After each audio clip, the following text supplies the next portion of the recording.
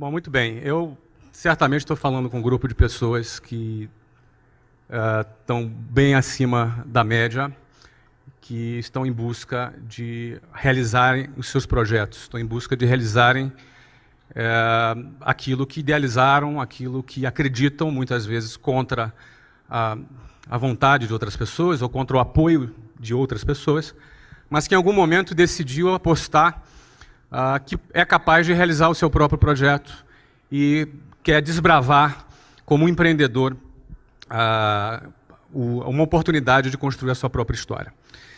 Como esse texto do vídeo retratou bem, nós vivemos numa sociedade padronizada. E qualquer iniciativa, qualquer tentativa de sair do padrão, onde grande parte das pessoas são catequizadas a seguirem esse padrão, ela nunca é uma iniciativa que vai ser bem vista ou muitas vezes apoiada por muitas pessoas.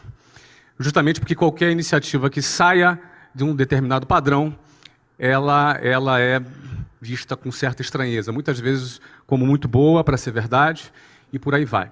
No fundo, a pessoa ela entra no ensino fundamental, ela passa ali a primeira, segunda, terceira, quarta série, depois a quinta, sexta, sétima, oitava, depois o ensino médio. São praticamente 11 anos para que depois ela vá para uma universidade, em seguida ela arrume um estágio, ela tem um emprego e ela eventualmente compra um apartamento, uma casa financiada por 30 anos, onde ela vai passar o resto da vida naquele bairro, naquele local, onde ela cria raízes, e elas entendem que a vida é simplesmente isso. É claro, é óbvio que é muito importante que as empresas privadas tenham profissionais, funcionários competentes, é muito importante que as empresas públicas tenham funcionários competentes, isso é muito importante. No entanto, o sistema todo ele conduz apenas para essa alternativa. E, na realidade, não existe apenas essa alternativa. Não é? Uma pessoa, um jovem, ele pode ser um músico, e ter um músico de sucesso, e ser realizado como músico. Ele pode ser artista, um artista plástico. Ele pode ser um bailarino. Ele pode ser um sacerdote. Ele pode ser um político. Ele pode ser um atleta. Ele pode ser um empreendedor. Não é? Ou seja, as alternativas dentro da sociedade são muitas. No entanto, qualquer iniciativa individual que saia desse modelo padronizado, ele vai ser, num primeiro momento, muito questionado. Não é? Muito questionado. E eu quis abrir aqui esse nosso papo falando sobre isso, porque existe uma fase na vida de um empreendedor que é aquela fase que ele ainda não conquistou credibilidade. As pessoas ainda não depositam sobre ela ainda uma grande credibilidade. Então, essa iniciativa de sair do padrão, ela vai ser sempre criticada. Ela vai ser sempre, muitas vezes, até vítima de chacota.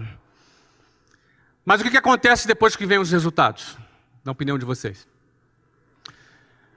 Esse mesmo cara desestruturado, esse mesmo cara, essa mesma pessoa criticada, essa mesma pessoa que foi vítima de bullying, de chacota, essa mesma pessoa recebe os famosos tapinhas nas costas, os parabéns, e aquelas mesmas pessoas que criticaram serão as mesmas pessoas que vão chamar aquele desajustado de visionário, de gênio, o cara. No fundo, essa mesma sociedade que é padronizada é a mesma sociedade que se comporta com essa mesma hipocrisia. Porque, no fundo, as pessoas vão estar sendo valorizadas por aquilo que ela tem, pela quantidade de dígitos que ela representa. No fundo, ela vai ser valorizada pela tag dela, pela etiqueta dela, pelo patrimônio que ela representa. Isso significa a hipocrisia da sociedade que nós vivemos. Porque eu passei grande parte da minha vida morando na periferia do Rio de Janeiro. E era muito comum, na minha rotina, eu gastar 4 horas e meia por dia para ir e voltar para minha casa. Desde a época que eu estudava, longe de casa, desde quando eu comecei a trabalhar numa escola de inglês. Então eu gastava 4 horas e meia por dia com uma sardinha em lata dentro de um transporte público. Seja um ônibus, um trem, eu pegava muito ônibus e trem. Não é? E esse público que frequenta os transportes públicos no Rio de Janeiro é visto com preconceito, gente desqualificada, uma massa sem perspectiva. Não é? No fundo, quando, da mesma maneira que, num determinado momento, para ter um talão de cheque no banco, eu quase que me ajoelhava para pedir para um gerente do banco, quase que pedia, pelo amor de Deus, me dê um talão de cheque, não é? Os mesmos bancos hoje me procuram para me pagar almoço. Antes eu não tinha dinheiro nem para pagar almoço. Não é? Hoje eles me procuram para pagar almoço. Não é? Então, é importante entender que é desse jeito que funciona, é dessa maneira que é. Você não é nenhum coitado se você está sendo desacreditado, se você está sendo uma pessoa que não está sendo incentivada, que não está recebendo eventualmente algum apoio. Não é? É desse jeito que funciona. Quando nós entendemos que é dessa forma que funciona, é dessa maneira que o jogo funciona na sociedade, nós temos um projeto em mente, nós temos um propósito em mente, e entender que é desse jeito que funciona, entender que é dessa maneira mesmo que a sociedade se comporta, te dá força para atravessar o momento do início quando você ainda não conquistou a sua credibilidade. Só que no dia que você vencer e que todo mundo puxar o seu saco, e que no dia em que as pessoas passarem a te dar valor, não é que o teu valor aumentou. O meu valor é exatamente o mesmo de hoje do que quando eu estava dentro de um ônibus lotado, dentro de um trem lotado, quando o trem dava pau, não sei como é que fala aqui em São Paulo, lá no Rio a gente falava que o trem avariava. É assim que fala aqui também? Eu não sei. O trem dava pau entre uma estação e a outra, e a 40 graus do Rio de Janeiro, a gente tinha que todo mundo pular do trem e andar pelos trilhos. Você tem noção do que é caminhar em cima daquelas pedras? Se está 40 graus, deve estar uns 50 graus naquelas pedras. Você caminhava 10 minutos para chegar na próxima estação. Então o meu valor é o mesmo. O teu valor hoje é exatamente o mesmo do que o dia que você conquistar alguma notoriedade. A diferença é que a sociedade vai perceber o seu valor de uma outra maneira. Então o segredo é você não se iludir com o que a sociedade hipócrita pensa a seu respeito. Nem quando você está em baixa e nem quando você está em alta. Quando você está em baixa, você não é esse cara desqualificado, ou esse cara desprezível, ou esse cara, esse favelado da periferia, ou essa pessoa que ainda não conquistou nada. Isso não é verdade. Da mesma maneira que não é verdade, que se um dia você conquista a sua notoriedade, você é o cara. Você também não é o cara. Muita gente não consegue conviver ainda com esse período em que ainda não conquistou a sua credibilidade, e muita gente, quando conquista o primeiro sucesso na vida, o cara já se sente que é o cara. O cara já se sente a última Coca-Cola do deserto. E aí, ele se perde. Muita gente se perde na hora que tem um primeiro sucesso e depois não consegue avançar. Mas o mais importante que eu queria começar aqui dizendo, porque assim, eu não estava planejando dizer isso, eu tenho uma outra apresentação aqui, mas quando eu vi esse vídeo aqui, não é que, pô cara, que apresentação, não é? Quando eu vi esse vídeo aqui, eu me vejo forçado a te dizer que eu não sou o cara. Que eu dizer isso para você, que eu não sou o cara. E eu quero dizer também para você que você também não é o que muita gente está tentando te convencer o que você é. E quando você entende quem é você e qual é o seu valor, na hora de você iniciar seu projeto, na hora que você tem que estar muito determinado, na hora que você tem que estar muito focado para fazer as coisas darem certo, porque não é fácil, é mentira quem vai te dizer que é fácil. Se alguém disser que é fácil, é mentira, seja quem for. Se eu disser que é fácil, é mentira. Mas o cara que disser que é impossível, esse cara é um sabotador de sonhos. Não é verdade, é possível. Não é fácil, mas é possível. E isso é mais do que o suficiente para quem quer fazer acontecer. Isso é mais do que o suficiente. Saber que é possível, é 1 em 1 milhão, não me interessa. Isso é mais do que o suficiente para alguém que está determinado em construir a sua história e fazer diferença perseguir e perseverar em busca do seu objetivo. Isso é mais do que suficiente. Então, nada disso estava programado, eu queria fazer apenas essa introdução para falar um pouco aqui da minha trajetória, um pouco muito do que está naquele vídeo, sob o ponto de vista do que eu entendo serem os 3 pilares fundamentais para o empreendedorismo. Esses 3 pilares fundamentais, que eu vou falar com vocês aqui, sobre o que é o básico do empreendedorismo, seja qual for a atividade que a pessoa que ela vai trabalhar, não é? Se é uma atividade voltada para empreendedorismo, esses são os 3 pilares básicos. E eu vou passear um pouco por 3 negócios, não é? Eu sou fundador do TBDH Capital, significa to be, to do e to have, ser, fazer e ter. Tem um pouco de filosofia nessa nossa marca, porque a sociedade valoriza o ter, não é? A sociedade valoriza os bens materiais em primeiro lugar. No entanto, também não estava programado falar sobre isso, mas vamos lá. No entanto, em primeiro lugar eu venho ser, porque quem é faz. To be, to do, to have. Quem é faz, e quem faz tem. Qualquer conquista material, ela é simplesmente consequência daquilo que você é capaz de produzir, daquilo que você é capaz de realizar. E o que você é capaz de realizar está muito relacionado ao seu comportamento, a forma como você se comporta. Vencedores têm um comportamento parecido um com o outro. E o seu comportamento é resultado da tua maneira de pensar, seu padrão de pensamento, o seu modelo mental. Então, uma boa parte de educação voltada para o sucesso está relacionada em reestudar a maneira de você pensar, a maneira de você encarar a vida, os hábitos que a gente recebeu, porque nós nascemos, tinham outros hábitos, não é? E, eventualmente, se você tomou uma decisão de realizar algo relevante, você vai ter que revisitar a tua maneira de pensar, revisitar os seus valores, revisitar os seus pontos de vista, o seu mindset. Quando você revisita a sua forma de pensar, você vai encontrar muita coisa que não presta, e tu vai encontrar muita coisa boa. E é importante encontrar, pô, isso aqui não está legal, isso aqui não é pensamento de vitorioso, isso aqui é pensamento de perdedor. Vocês concordam que existe pensamentos de vitória e pensamentos de derrota? Vocês concordam comigo? Então, você vai ter que revisitar os seus valores, você vai ter que revisitar os seus conceitos, e isso vai alterar o seu comportamento. Se você muda teu ponto de vista sobre determinado ponto, você também, por consequência, vai mudar o seu comportamento sobre esse assunto. Quando você muda o seu comportamento, você vai encarar as adversidades de uma outra maneira. E a sua chance de alcançar maiores resultados aumenta significativamente. Então, isso é o que está ali na nossa marca. To be, to do e to have. Em primeiro lugar, o ser. Quem trabalha para ter, pode até ter alguma coisa, mas vai ter pouco.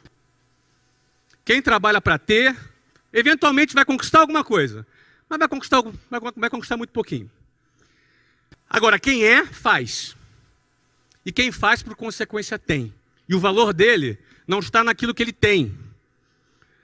É um pobre miserável, alguém que acha que o seu valor está ligado naquilo que tem. É um forte candidato, no final da sua vida ou no meio dela, a precisar tomar muitos antidepressivos para poder estar bem. É um forte candidato. É um coitado, o cara que acha que o seu valor está naquilo que ele tem. Geralmente o cara só que persegue a grana ganha pouco. O cara que persegue uma causa, ele ganha mais. Sabe por quê? Porque na hora do aperto, na hora que o bicho pega, na hora da adversidade, na hora da dificuldade, e ela vem, a hora da dificuldade ela acontece. A caminhada do empreendedor não é uma caminhada de um funcionário público que tem o seu salário todo dia lá no 5º dia útil. Na hora da dificuldade, o cara só vai além se ele tiver uma causa pela qual ele acredita e ele luta. Pela grana, você ganha teu primeiro milhão, você não tem mais motivo para sair de casa. Eu fiz meu primeiro milhão com 23 anos de idade. Foi no primeiro ano que eu abri a minha primeira empresa. Com 24 anos de idade, talvez eu já não precisasse trabalhar na minha vida. E certamente você deve fazer a ideia que eu não estou aqui para vender livro, né? Eu vou vender um monte de livro. Não sei se vocês já avisaram para vocês aqui, né? Vou vender um monte de livro, né? Alguns de vocês vão comprar, se não quase todos. E é muito interessante que eu gosto de vender livro quando você doa 100% dos seus direitos para o Instituto de Geração de Valor. Aí você vende livro com mais pegada, né? A pegada para você vender quando você tem uma causa é outra. A pegada para tu vender quando você está envolvido num propósito é outra. Você não precisa de subterfúgio, você entendeu? Você vende e, cara, aí tá todo mundo batendo palma ainda, porque você vende, ó, bate palma aí, vai lá. Viu? Essa é a diferença quando o teu olho está na grana e quando o teu olho está numa causa. Essa é a diferença. Pouca gente entende isso. Por isso que o Brasil só tem 124 bilionários. Pouca gente entende isso. Bom, eu quero falar sobre visão, coragem e competência. Não tem imagem mais clichê do que a da águia. Não tem. Mas eu escolhi ela porque também não tem uma outra que vai representar essas três coisas que eu quero falar. Visão, coragem e competência, na minha avaliação, são os três pilares do empreendedorismo. Para você vencer como empreendedor, você não vai precisar só de visão, coragem e competência, não. Você vai precisar de, talvez, dependendo da sua área, dependendo do seu setor, você vai precisar de outras coisas também. Alguém? Ah, tem água aqui. Você vai precisar de outras coisas também. Agora, visão, coragem e competência. Se você não tiver uma dessas três coisas, não é possível você ser bem-sucedido como empreendedor. Dependendo da área, vai ter um fator técnico muito grande, fator político, talvez, dependendo do setor. Mas, certamente, visão, coragem e competência são o que eu chamo dos três elementos básicos do empreendedorismo. O que é a visão? Visão é sonhar acordado. Tá? Visão é uma imagem que o seu cérebro cria, que você projeta, onde você está enxergando, você passa a identificar uma oportunidade, você passa a identificar alguma coisa que ninguém percebeu ainda, mas que você enxerga que daqui a pouco vão perceber. E que quando perceberem, não só você percebeu primeiro, quanto você já está na frente. Isso é visão. Visão é enxergar a tendência antes que ela se concretize. É muito comum aquela frase: eu não sou nem otimista e nem pessimista. Eu sou realista. Falei igual carioca agora, né?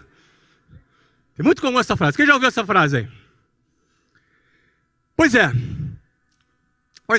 Os realistas são muito importantes.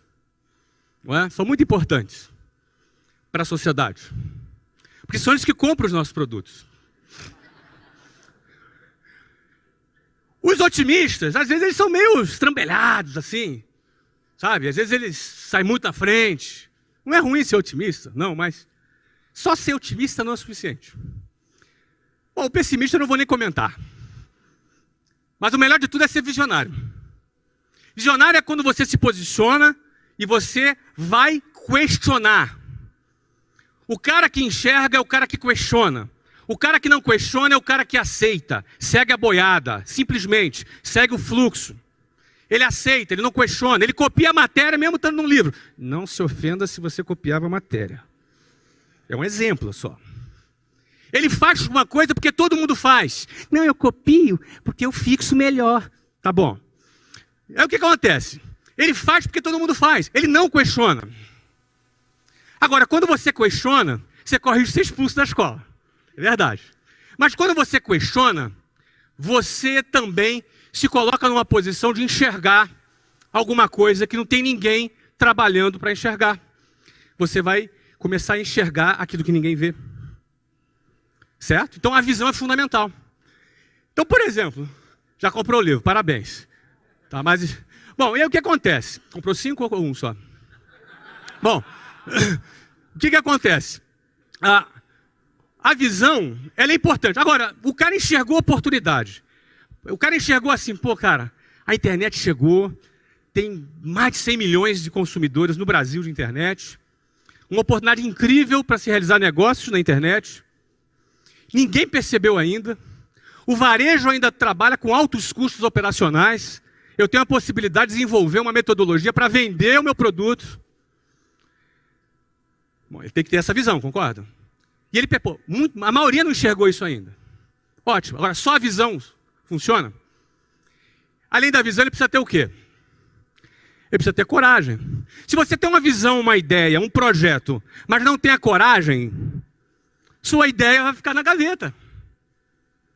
E aí você vai ter que conviver com aquela situação. 3 anos depois, eu quase que eu fiz isso aí. Poxa, ia ser legal, né? Porque você não teve coragem. Só ter a visão não adianta. O cara teve a visão, agora ele precisa se mover. Ele precisa ter a coragem. Ele precisa enfiar a mão no bolso. Ele precisa correr algum risco. O que é coragem? Fui para o dicionário. A coragem ela é firmeza de ânimo ante o perigo, os reveses e os sofrimentos. O cara que tem coragem, ele se move sabendo que ele corre o risco de ter reveses, que são perdas, e ter sofrimentos. O cara que não tem coragem, ele enxerga a possibilidade dele ter esses problemas, e aquilo é suficiente para o cara parar. Porque o medo é parte natural do ser humano. Todos nós sentimos medo. Eu sinto medo. Você sente medo. E que bom que a gente sente medo, porque o medo é parte, inclusive, da nossa sobrevivência. Não é? A criança, quando é muito novinha, não tem noção do perigo, ela não tem medo. Você tem que estar de olho. Tem um filho de 4 anos, tem que estar de olho nele o tempo inteiro. Agora menos um pouco, mas quando tinha 2, então, o tempo inteiro de olho nele. Certo? Então o medo, ele faz parte. Agora, o que você faz com o medo? Quando você sente o medo? Como é que você reage ao medo? Uns enfrentam o medo. Porque a visão dele não é uma coisa louca. Não, eu vou fazer, porque não é uma coisa inconsequente. Ele tem a visão. Mas o que faz ele se mover? Ele tem que enfrentar o medo. Enquanto outros se acovardam diante do medo. O medo só gera esses 2 tipos de reação. Ou a coragem ou a covardia. Qual dos 2 sentimentos é o sentimento do vitorioso e qual o sentimento do perdedor? Não precisa responder, já sei que você sabe. Então é parte da vida do empreendedor que deu certo. Em algum momento, todo negócio que deu certo é resultado de uma decisão corajosa. Todo negócio que deu certo, todo cara bem-sucedido, todo cara que fez acontecer, em algum momento ele tomou uma decisão corajosa. Nada é natural, nada acontece. Nada rolou. Deixa rolar. Deixa a vida me levar. Não, nada disso. Tudo é resultado de uma decisão corajosa em que alguém pegou na espada e no escudo e foi para o campo de batalha e fez acontecer. É assim que funciona. Bom, aí esse cara teve visão, teve coragem. Só que na hora de pôr em prática, ele precisa ter o quê? Ele precisa ter competência. Não adianta o cara ser esforçado e querer trabalhar com marketing digital e não saber nem ligar um computador, concorda comigo? Na hora da competência, o que o cara tem que fazer? Ele tem que saber fazer o que ele tem que fazer. Eu trabalhei com curso de inglês. Quando eu abri o meu negócio de curso de inglês, o que aconteceu? Eu já tinha 4 anos de experiência com uma rede de escolas de inglês. Então é fundamental o cara ter a competência, certo? Então a competência é principal. E muitas empresas quebram nessa hora. Porque na hora de botar a mão na massa, o cara acha que empreender é ficar no ar-condicionado só. Na hora de botar a mão na massa, o cara acha que empreender não depende de um conhecimento técnico. Ele vai ter que ter o conhecimento técnico. E aí entra a competência. Bom, eu vou falar de 3 empreendimentos que o TBDH Capital hoje investe talvez em 8 empresas. Metade delas nós fundamos e metade delas nós adquirimos.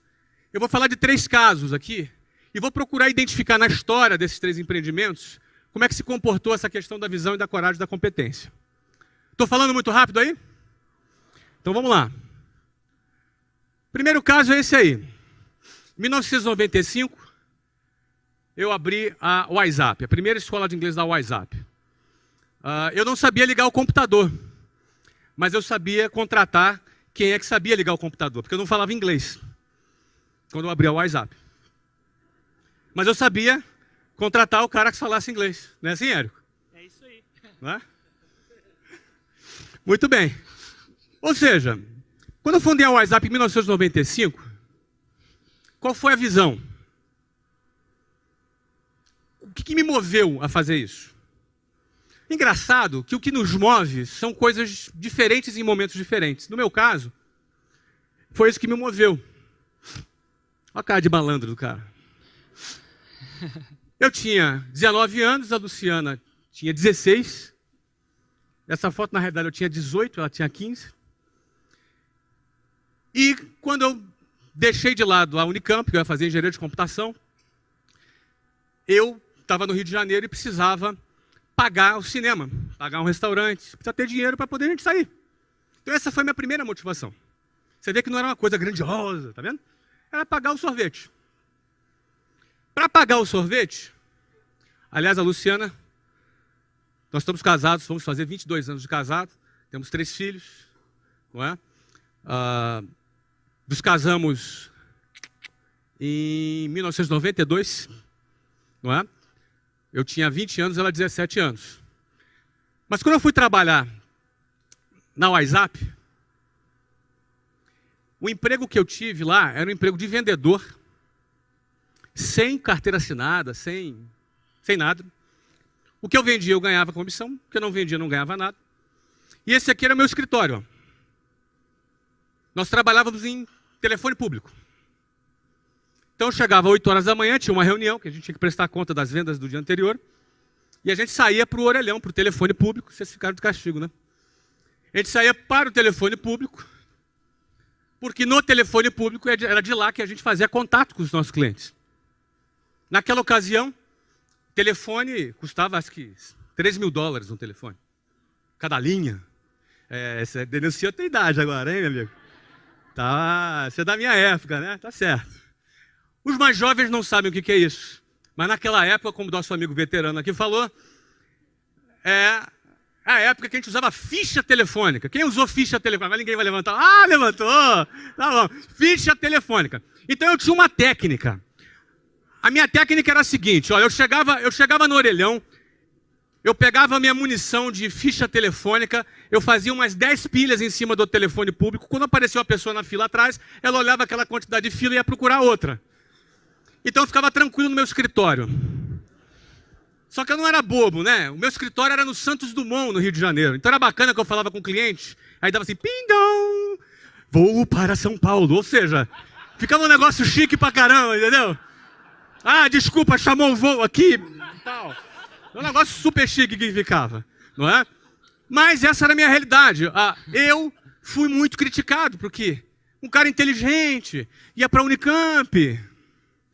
E aí o cara, pô, mas agora virou vendedor. Vendedor de cursinho de inglês. Coitado. Coitadinho. Era tão inteligente, né? Tinha um futuro tão bom, não é? Pois é. Nessa empresa que eu trabalhei por 4 anos. Foi a empresa que eu aprendi muita coisa. Onde eu tenho muita gratidão, aprendi muita coisa, conheci pessoas fantásticas e conheci um processo de venda. Esse é um processo de venda que nós tínhamos e que eu me especializei nesse processo de venda. Eu fui um campeão nesse processo de venda. E até um certo ponto que eu identifiquei que essa empresa não tinha um produto legal e que não tinha futuro.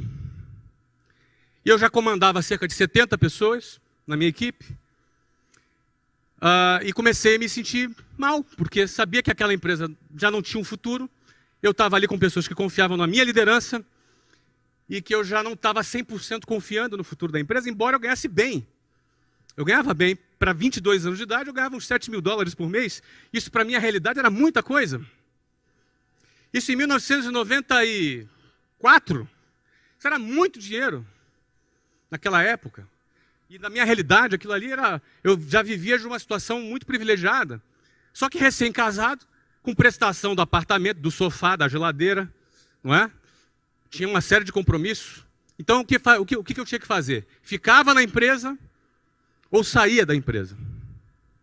Na ocasião, eu saí da empresa. Saí da empresa porque eu me senti nesse conflito ético e optei por ter paz na minha consciência, cumplicidade com a minha equipe, e entrei no projeto da WhatsApp. E o projeto da WhatsApp é isso aqui. Isso aqui é o número de escolas da WhatsApp dos 18 anos. A partir aqui desse mês, a gente começou a fazer franquia. Obviamente, eu tive que estudar bastante, me desenvolver, aprender sobre aquele novo setor. Aqui, nesse 2005, aqui eu aprendi a falar inglês. Ó. Fui morar na Austrália, não é? Fui morar na Austrália e eu falei, vamos resolver esse problema, e resolvemos, não é? Na realidade, o nosso objetivo qual era? Meu objetivo quando eu fui morar na Austrália em 2005 era começar um trabalho, era virar um empreendedor digital. Em 2005. Porque a partir de 2005 eu passei a trabalhar de longe, na internet, porque eu tinha escolas. Só que da Austrália, eu passei a morar na Austrália, viajava uma vez a cada 2 meses para o Brasil e tocava o negócio à distância. Por que eu decidi tocar o meu negócio à distância? Eu queria provar para o mercado que o negócio que eu construí tinha valor e que não dependia da minha presença, que não dependia da minha atuação.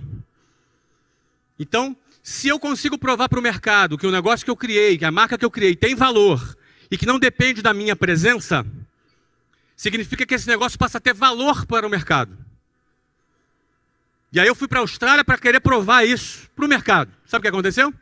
Deu tudo errado. Tive que voltar correndo que o negócio, o crescimento que estava, ia ser uns 40% aquele ano, se eu não volto, a gente não fechava nem 25%. Eu tive que chegar à conclusão que realmente o negócio ainda dependia muito da minha presença. E eu botei o rabinho entre as pernas, arrumei as malas e voltei para o Brasil, para tocar a minha empresa. Isso em 2006 eu voltei para o Brasil. E aí o que acontece? Em 2009, mais maduro, desenvolvi mais know-how, preparei mais a empresa, preparei mais os executivos da empresa. Nessa altura já eram cerca de 9.000 funcionários na empresa. A essa altura, já mais maduro, mais preparado, eu me mudei para os Estados Unidos. Fui morar em Orlando em 2009, com o mesmo objetivo. A empresa precisa mostrar que é uma empresa que tem valor, que ela não depende do meu trabalho direto. E aí, como vocês podem ver aqui no gráfico, acho que eu já estava atrapalhando, né? Quando eu viajei. O negócio passou a crescer 50% ao ano, quando nós vendemos a companhia, em 2013, para um grande grupo brasileiro. Tá? Uma das maiores transações do setor de educação, talvez uma das 3 maiores transações do setor de educação da história, que foi feita essa venda em 2013. Não é? Quando eu vendi esse negócio, ou seja, eu tive a visão de que o inglês seria um idioma que seria importante no futuro, porque na década de 90 o inglês não era lá tão, era recomendável. Hoje o inglês se tornou uma coisa importante, super importante. Essa foi a visão. A coragem foi de eu pedir demissão e sair e entrar. E a competência foi a execução desse processo em 18 anos. Morando nos Estados Unidos, em 2009, meu filho, que tinha 9 anos nessa época, começou a jogar futebol. E ele é bom de bola. Aliás, hoje ele joga no Benfica, na base do Benfica, onde ele tem 14 anos. E lá nos Estados Unidos, ele começou a jogar futebol. E começou a se destacar. E aí eu arrumei um emprego. Emprego de motorista de jogador de futebol. Eu viajava todos os fins de semana com o Breno para participar dos torneios espalhados pela Flórida. O que eu comecei a ver lá? Comecei a enxergar lá. Qual foi a minha visão lá? Comecei a enxergar o seguinte. Um monte de criança, um monte de adolescentes, um monte de pais. Num torneio, milhares de crianças jogando futebol. Isso estava fora do meu radar. Estava fora da minha intuição. Minha intuição dizia que eu ia encontrar lá beisebol, basquetebol, futebol americano, mas não aquela audiência do futebol. Eu fiquei um pouco incomodado com aquilo. Eu falei, como é que pode isso? Por que é isso? Não é? Aí fui comprar uma pesquisa. A pesquisa que eu comprei mostrou isso aqui. Os Estados Unidos têm 24 milhões de pessoas praticando futebol.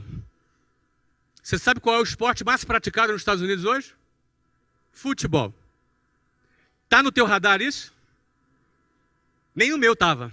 Em 2011, quando eu peguei essa pesquisa, não estava no meu radar. Não estava no radar do mercado. Não estava no radar dos patrocinadores. Não estava no radar da imprensa especializada. Ou seja, você tem um mercado de 300 milhões de habitantes com hábitos de consumo maduros relacionados ao esporte, onde o esporte mais praticado nesse país, que é a maior economia do mundo, é o futebol. E eu não sabia. E eu via que muita gente não sabia. É o segundo esporte preferido do americano até 24 anos de idade. Ou seja, é o segundo esporte. O primeiro é o futebol americano. É o segundo esporte preferido. Ou seja, o futebol até 24 anos de idade está dentro da preferência do americano, acima do beisebol e acima do basquetebol. Primeiro esporte do público latino. São 56 milhões de latinos que vivem nos Estados Unidos.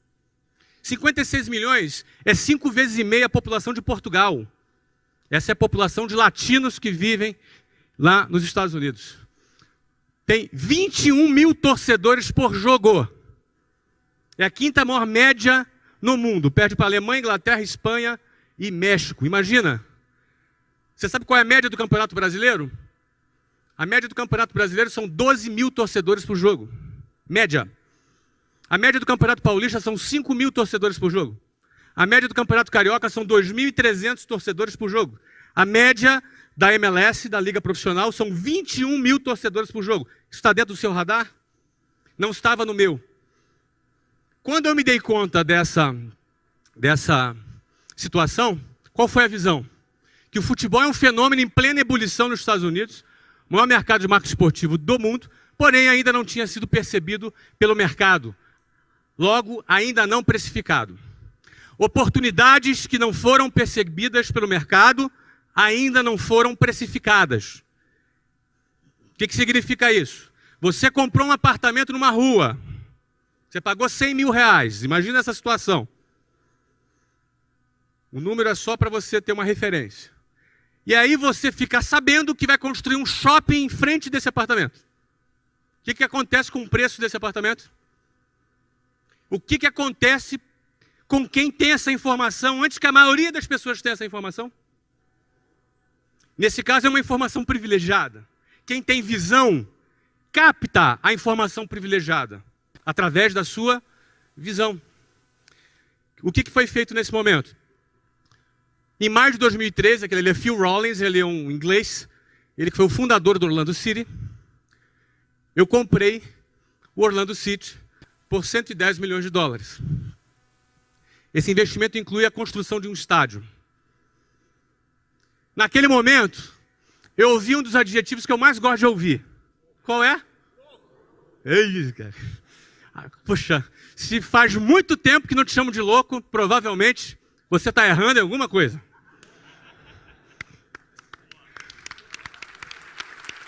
Obrigado. E aí assim, beleza. Pô, legal, tive a visão. Pô, bacana, o cara tem a visão. Pô, vai crescer. Pô, legal. Tá, mas e aí? Botar a mão no bolso, pegar 110 pau e meter ali, e aí? Tem que ter o quê? Coragem. Essa era a segunda parte. Tinha que ter coragem. Não é? Então, vamos lá. Vamos lá. Vamos apostar no projeto. E nós fizemos a aquisição lá do clube. Em agosto de 2012, foi em maio. Em agosto de 2013, foi feita a aprovação da PPP para a construção do estádio. É uma parceria público-privada. Não é? A minha compra do Orlando City estava condicionada à aprovação da construção do estádio, no qual eu investiria um dinheiro importante, mas a indústria do turismo dos Estados Unidos teria que financiar outra parte do estádio. Porque nós vamos levar turismo para Orlando, turismo para os parques, para os hotéis. Ou seja, começou a maratona de convencimento com os diretores dos parques, dos hotéis, de toda a indústria de turismo relacionada, que tem um órgão que eu não me lembro o nome, que ele teria que recomendar a construção do estádio para o prefeito da cidade e o prefeito do condado, que iria numa votação popular, iria aprovar ou não se a cidade ia fazer esse investimento. Ou seja, eu ia bancar mais de metade do preço do estádio. A indústria do turismo, que seria beneficiada pelo projeto, além da geração de empregos, ia bancar a outra metade do estádio com dinheiro. Sabe aquele dinheiro que você paga no hotel, aquele FII, quando você paga na diária? É esse dinheiro. Não é dinheiro de imposto, de contribuinte, é dinheiro do turista, que é destinado à construção de arenas. Não é? E em agosto de 2013, houve a aprovação da construção do nosso estádio. Um estádio de orçamento de 110 milhões de dólares, curiosamente o mesmo valor, não é? Ou seja, o investimento total do Orlando City é de 220 milhões de dólares, entre estádio e clube. Não é? O meu investimento na compra do clube e na parcela de investimento do estádio foi desses 110. Houve aprovação, ou seja, check. Significa dizer que a primeira condição para que valesse o contrato, que você assina um MOU, não sei se vocês estão familiarizados, é uma carta de intenção. Não é? Eu assinei a compra, condicionada à aprovação do estádio e a nossa entrada na MLS. Ok? Em novembro de 2013, essa foto, eu com cara de maluco, é ótimo. Mas essa foto retrata um pouco o que significou aquele momento. Não é? Aqui é o governador da Flórida, prefeito de Orlando, politicaiada toda ali para aparecer na foto, eles gostam de fotos. Não é? Ali o commissioner da MLS, que é tipo... A MLS é a principal liga americana, e ali Phil Rollins, o fundador. Nós ali fomos nomeados, com milhares de torcedores ali presentes, a nova equipe que participa da elite do futebol dos Estados Unidos e do Canadá, que é a Major League Soccer, a MLS. Okay? Então, nesse dia, foram cumpridas todas as condições. Construção do estádio e a nossa entrada na MLS. Em fevereiro de 2014, tivemos uma nova aprovação. Isso aqui é no condado, a aprovação do upgrade do estádio. Ou seja, nosso estádio, estádio de alto nível, campeão, super moderno, não vai atrasar e não tem superfaturamento.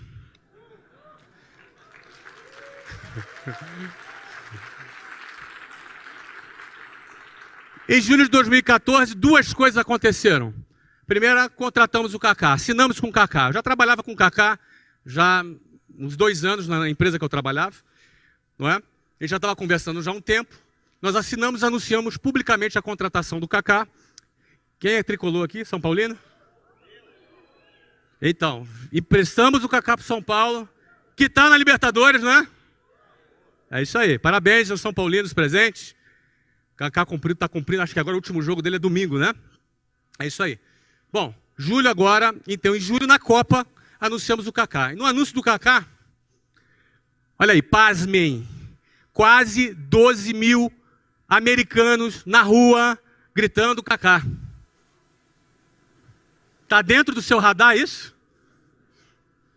Quase 12 mil americanos nas ruas. O Kaká é o atleta mais seguido nas redes sociais da América hoje. Mais que Michael Jordan, mais que LeBron James, enfim, mais que esses grandes nomes do esporte. Kaká tem um potencial de ser uma das maiores celebridades dos Estados Unidos nos próximos 3 anos. Então ele é um cara de visão. Muita gente chamou ele de louco, o que é bom sinal. O que é bom sinal. Muito bem. Setembro de 2014, o que acontece? Nosso contrato de direito de transmissão, se vocês entenderem, futebol é direito de transmissão. A principal receita de clube de futebol é direito de transmissão de TV. Tá? Há 4 anos atrás, a MLS pagava para a MLS passar os seus jogos. Há 4 anos atrás, foi fechado um contrato de 68 milhões de dólares. Pouco, porém, melhor do que pagar. Não é? Esse contrato vence agora, em 31 de dezembro de 2014. Já foi renovado. O próximo contrato, cuja vigência começa agora em 2015, já foi assinado no valor de 1,1 bilhão de dólares. Isso depois do que a gente já tinha entrado, né? Entramos na hora certa ou não? Hoje o valor do clube foi avaliado por um private equity americano, é de 325 milhões de dólares, sem a gente ter chutado a bola ainda, porque a gente estreia em março de 2015. Tá?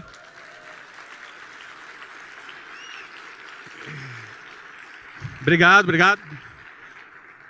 Isso eu só estou querendo retratar o que é a visão, a coragem e a competência.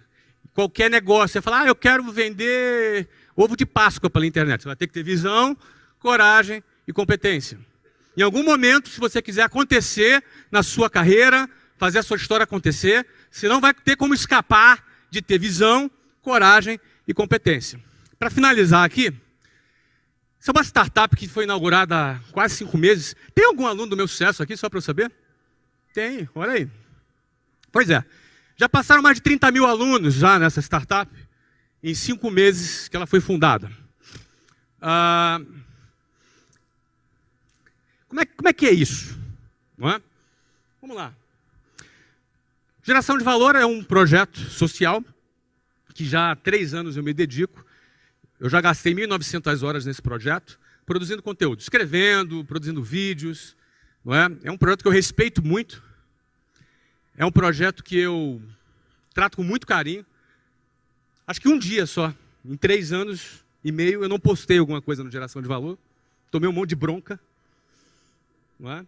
Os caras me dão bronca, você ganha um monte de chefe. Tem 2.330 e poucos mil chefes lá. Não é? Então, é um projeto que tem um alcance médio de 10 milhões de pessoas por semana. Eu falo com 10 milhões de pessoas por semana. 10 milhões de pessoas por semana leem o que eu escrevo, o que eu gravo, o que eu falo. Não é? Então, realmente é um projeto que atinge um tamanho que para mim é inimaginável. Eu não imaginava, é um negócio gigante. Isso é só mais uma evidência do potencial da internet. Uma evidência da força da internet, das redes sociais e a quantidade de oportunidades que estão aí voando. No caso, isso aqui é um projeto social. E assim eu o mantenho. Não é? Por isso que eu escrevi o livro do GV, eu doei 100%, porque eu não quero ganhar dinheiro disso aqui.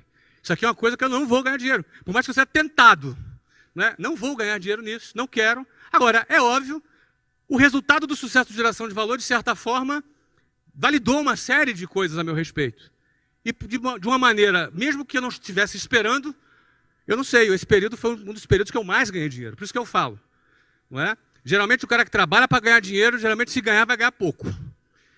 E se o cara trabalha por uma causa, ele vai chegar mais longe. Trabalhar por uma causa, trabalhando por uma causa, você vai chegar mais longe. Tá? Então, Geração de Valor é uma causa que eu abracei. Tendo contato com essa turma aí, e eu vi aqui que vários aqui são seguidores da página, tendo contato com essa turma, eu comecei a detectar algumas questões que entrou a minha visão. Não é? Primeiro, as pessoas ficavam motivadas com o que eu falava, mas muitas não sabiam o que fazer. Então, talvez 1 ou 2% das pessoas conseguiam pegar o limão que eu distribuía e fazer uma limonada com aquele limão. Talvez 30%, 40% pegava aquele limão, ficava com aquele limão na mão e falava assim, e agora? O que eu faço? Não é? Num primeiro momento eu fiquei um pouco frustrado. Falei, pô, será que o que eu estou fazendo vale a pena? Será que eu estou perdendo tempo? Mas rapidinho eu já cheguei à conclusão que se uma única pessoa for inspirada, se uma única pessoa for encorajada, já é suficiente para valer a pena 1h30 que eu dedico voluntariamente para esse projeto todos os dias. Então já me resolvi. Tá, mas e o que fazer com aqueles outros 30% e 40% de pessoas que depositam a sua confiança na minha liderança, de alguma maneira, num conteúdo que eu produzo? O que fazer? Bom, para resolver esse problema, a gente tem que criar uma empresa, é uma coisa profissional, que vai realizar um trabalho profissional para atender essas pessoas. Então, o sistema de ensino formal é ineficiente. Essa é a visão. E com essa visão, o que nós vamos fazer? Nós vamos criar. Nós criamos uma plataforma que ajuda a pessoa a empreender. Como é que nós trabalhamos isso? Nós entendemos que os melhores professores para ensinar alguém a empreender é um empreendedor. Alguém que deu certo. Não adianta você ir para uma escola de negócios e ouvir um professor falando teoria. Isso vai te ajudar um pouquinho, porque aquela teoria também é importante. Mas ela não é suficiente. Então, o melhor exemplo e a melhor influência para quem quer empreender é ser influenciado e ensinado por quem empreendeu e deu certo. Esse cara tem autoridade para falar. Esse cara tem legitimidade para falar de sucesso. Ele não fala de sucesso como quem leu num livro. Ele não fala de realizar um projeto como quem escutou alguém falar. Ele viveu. Logo, ele tem legitimidade para falar sobre aquele assunto. A base metodológica do meusucesso.com é assim. nós pegamos empreendedores de sucesso, grandes empreendedores. Por enquanto, já fizemos 4 estudos de caso. O primeiro foi o meu, fui o cobaia. Não é? Primeiro foi o meu, depois foi o Ari Kozer, que foi o fundador da churrascaria Fogo do Chão. Foi vendida por 800 milhões de reais. O terceiro foi o Geraldo Rufino. O cara foi catador de lixo e tem uma empresa que fatura hoje 50 milhões por ano. É a JR Diesel. Um cara simpaticíssimo.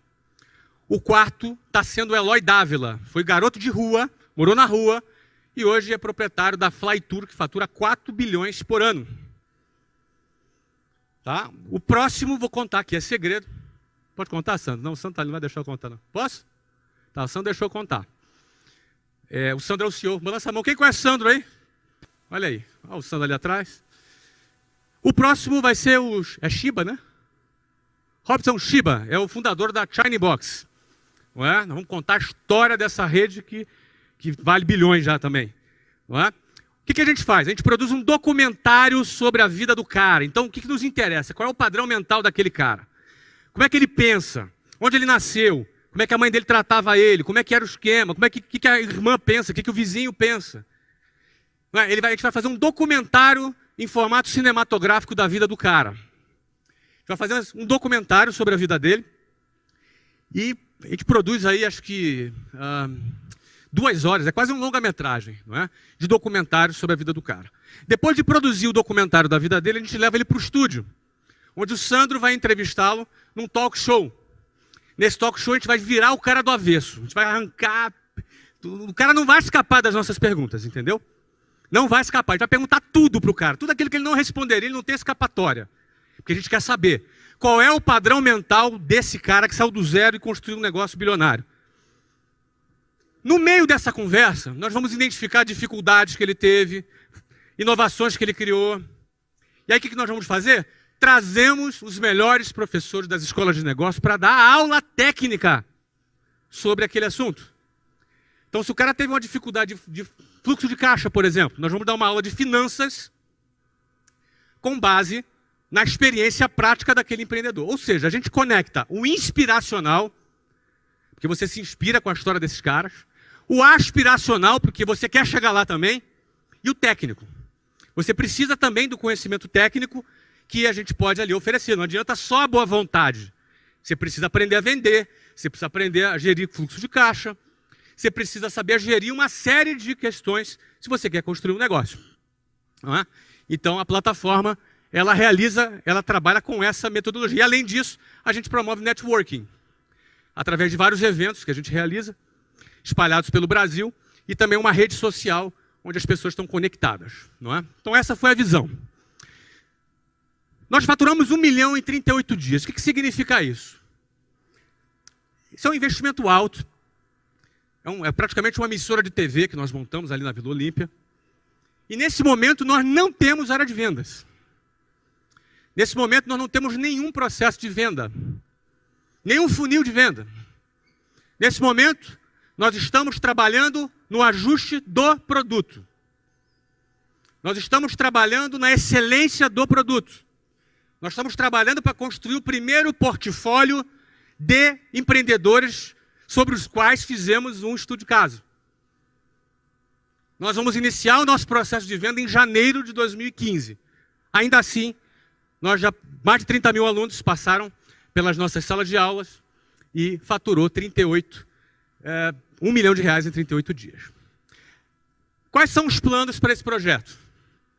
São 50 mil, são simples. 50 mil assinantes no primeiro ano, 100 mil assinantes no segundo, 150 mil assinantes no terceiro. Baseado em que eu afirmo isso? Em todo o processo de venda sobre o qual eu domino, já conheço, trabalhei por 18 anos na empresa que eu construí. Não é? E baseado em processos, obviamente, como estamos falando aqui de um negócio digital, em processos de marketing digital.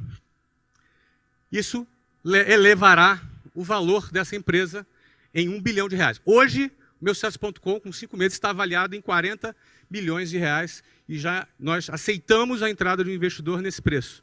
Tá? A previsão é que essa empresa, em 3 anos, no final de 3 anos, já esteja avaliada em 1 bilhão de reais. Tem que ter visão, coragem e competência. Com visão, coragem e competência, você consegue pensar fora da caixa, enxergar antecipadamente aquilo que as pessoas não enxergam, produzindo informações privilegiadas, né? Trabalhando com coragem, investindo com coragem e com competência para executar. Para eu finalizar, eu não sei nem que horas são. Que horas são aí, por favor? Está no meu horário agora. Para finalizar é o seguinte, esse é o desafio, tá? Esse é o desafio. Eu não sei em que condição você está aqui, não sei se você já ganhou dinheiro, se já não ganhou, se está arrebentando, se o negócio está bombando, se não está. Para mim não faz diferença. Eu não divido as pessoas aqui por essa classificação. Independentemente de qual seja a sua situação, o teu desafio é manter a sua essência. O seu desafio é manter a sua essência. Eu não sei qual é a sua essência, eu vou falar da minha. A minha é essa aqui, ó. Essa é a minha. Eu era um desses caras aqui, ó, alguns anos atrás. Talvez, mas esse aqui que está sorrindo, ó. Mas não sou eu não. Mas era um desses caras aqui, um ano atrás. Alguns anos atrás. Eu não quero nunca deixar de ser esse cara aqui. Eu não quero deixar nunca, ninguém, sociedade alguma, me convencer que eu sou o cara, que é mentira. Que esses mesmos hipócritas me desprezavam alguns anos atrás, como provavelmente despreze você. Tá claro o que eu estou falando? Então eu sou eu, hoje e ontem. Você é você hoje. Você é você hoje e no dia que você tiver sucesso, seja você. Não caia nessa. Senão você se perde. Aí o tombo é feio. Tombo é feio. Ninguém vai ser o cara porque tem dinheiro, não. Tombo é feio. Guarde a sua essência. Ó, esse aqui sou eu. Ó. Um desses aí. Ó. Um desses aí sou eu. Um a mais naquela multidão ali. Guarda a tua essência. Agora saiba do seguinte. Não reclama. Que sempre tem alguém pior que você. Ó.